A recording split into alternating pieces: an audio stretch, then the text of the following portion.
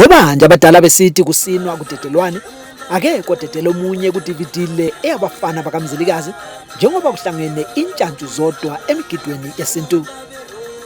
Zivunule zaphelela ngezembatho zomdabu lezi nsizwa ezikhokhelwa ngumfana waseTsholotsho uDewitt Keith Nkomo encintisana loNewman Chuma.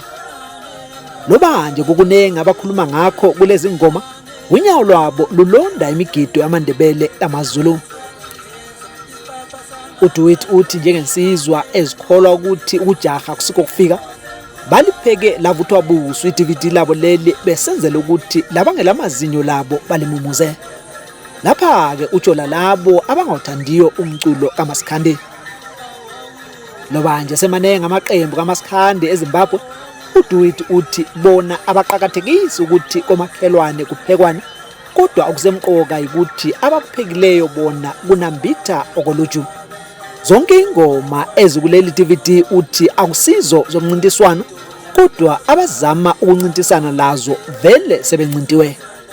Ukuze le DVD lihlabuse, imifanekiso yalo ithathelwe emalokishini achiyeneyo kwele South Africa, abalisa iThembisa, iSoweto, iDiepsloot, iJimston lenzikini yaseGoli.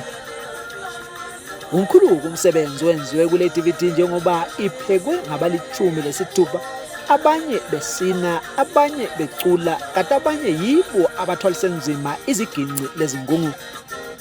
Abafana bakaMzilikazi wathi-ke zitholele lakho leli DVD elihamba ledlala de lakhona, hatshi kuyalizwela komakhelwane.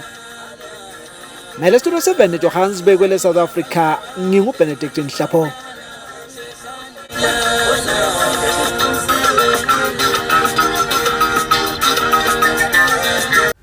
iDVD liphethe ingoma ezakhayo, ingoma ezinosizi, nengoma ezinothando, nengoma nje ezijabulisa nje abantu nje, ingoma zokugida nje.